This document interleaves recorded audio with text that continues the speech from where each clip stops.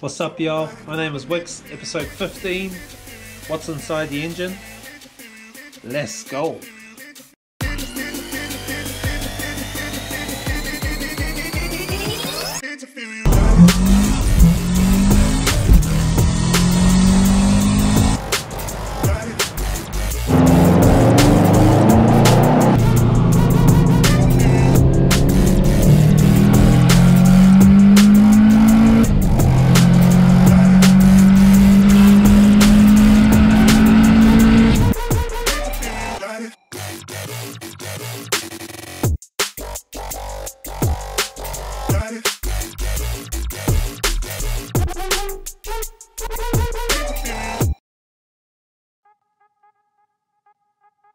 Hey, what's up everybody? Welcome back to the channel.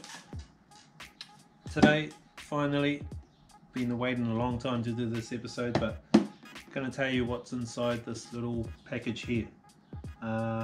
So first of all, we're starting off with a, it's got it on the badge up here, EJ25. So yep, it's a 2.5 litre.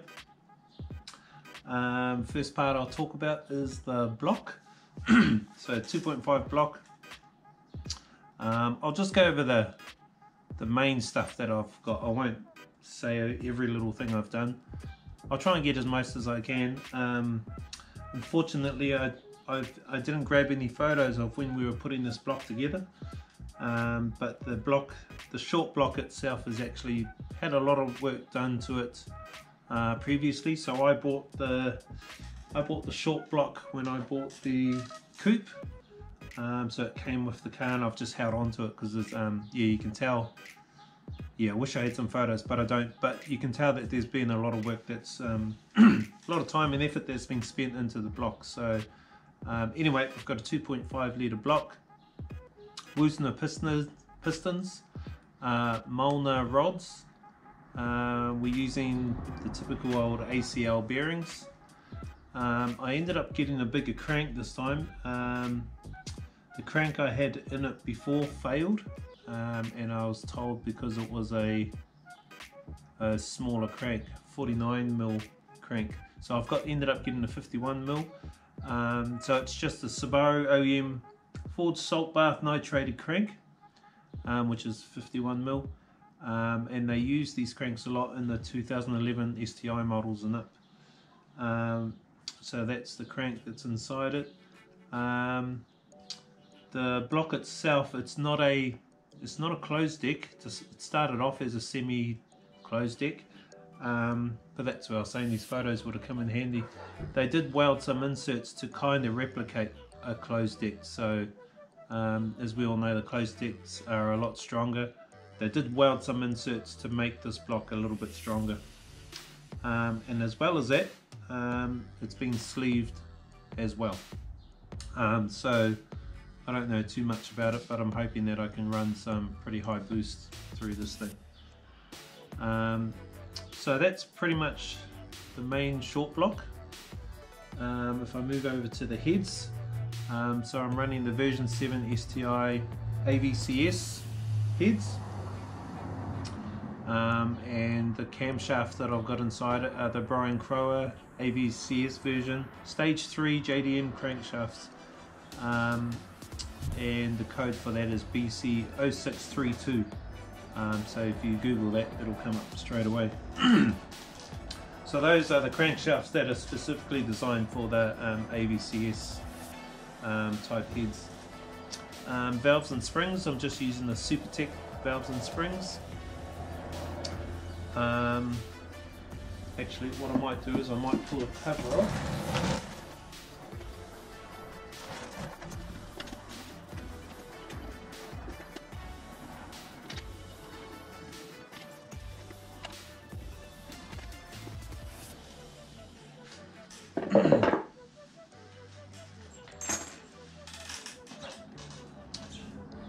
Okay, so for the cam gears, sticking with the SUBARU OEM intake cam gear, adjustable, but for the exhaust cams, the factory ones are plastic, and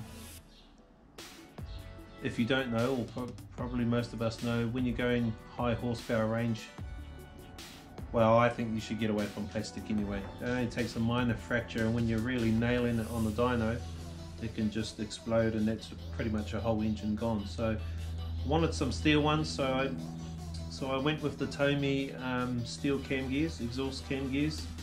They are adjustable. I didn't buy it because it was adjustable. It was probably the only exhaust cam gear I could find that was made out of steel that could fit this head. But the fact that it's adjustable, I'm not sure if the tuners will even take advantage of that. But yeah, so that's what we've got for that anyway. What's next? The head studs. So again, with this block that had some work done to it, it came with real large head studs. So we've got 14mm head studs in this. As far as I know, you need to drill out the head gasket there that big. So I'll be very surprised if these heads lift off this engine. And the gaskets that we're using are the ATHENA cut ring gaskets, and I've been told that currently in the market today, these ATHENA cut ring gaskets are the best for high horsepower. So if anyone's got any comment about that, feel free to chuck it in the comments on this video. But that's what I've been told, so we've gone for that one. As well as that, we pretty much got a, I would like to call it a mild port and polish. It wasn't a full-on, and it wasn't a light one either. So, but we did do the heads are pretty clean inside, and yeah, we did smoothen them down a lot for that. That's pretty much my heads. There's not much else to say about those. The extras and the other bits. We've got, oh yeah, I suppose this part down here, which is the exhaust manifold.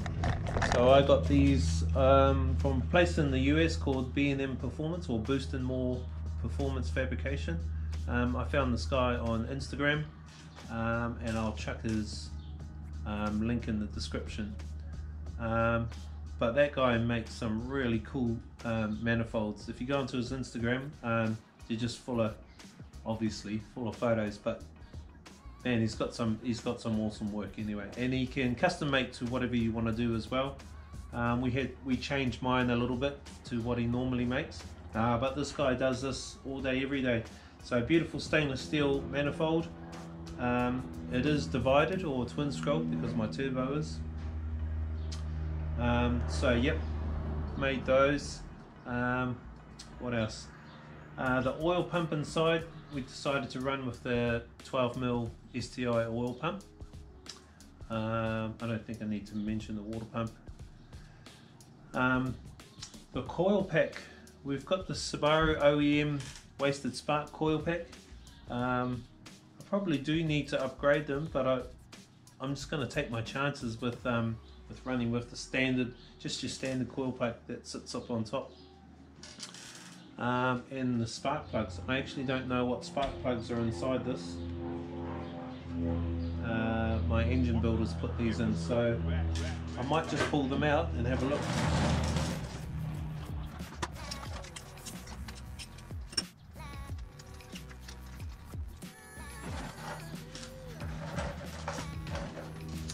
I might have to upgrade these, but so far they're just can you see that? Not sure if you can see that, but it says on here NGKR BKR7E. So that's what's currently in there. I don't know too much about these, but I might have to do some homework about them and maybe upgrade them to, I don't know.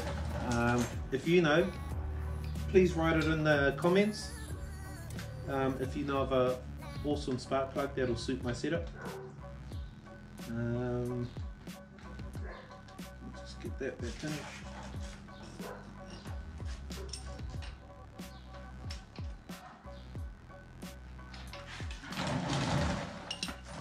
What else are the extras? One good thing that came from the old build as well is they put some braided lines as extra cooling lines for the heads, and I'll show you what they look like. So these lines here, so what they've done is they've come back off the main water cooling bar that sits on top, and they've just drilled it into the head. Now these weren't, this fitting wasn't on this head, but it was on my my older style heads that I had.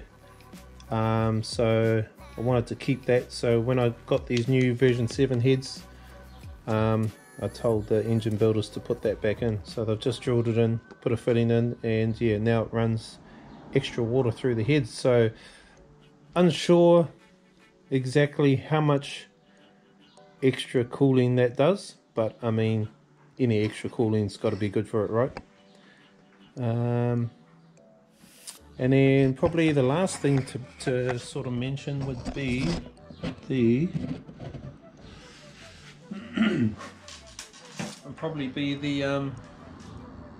this bad boy here. So it's the ATI super damper. Again, not knowing, first engine build really, big high horsepower engine build, hopefully. So I don't know too much about these, but what I do know is a lot of the engines that I've seen around that are high HP, they're all running one of these. So again, if you know some info about it, just chuck it in the comments and then we'll all know. So yeah, all I know is that it will help your engine last a little bit longer and takes a lot of the brightness and the the harshness out of when you're nailing the car all the time. Actually, another real cool thing about this engine is my oil sump. So the oil sump I've got is from RCM Motorsports, and pretty sure they're based around the world. I don't know.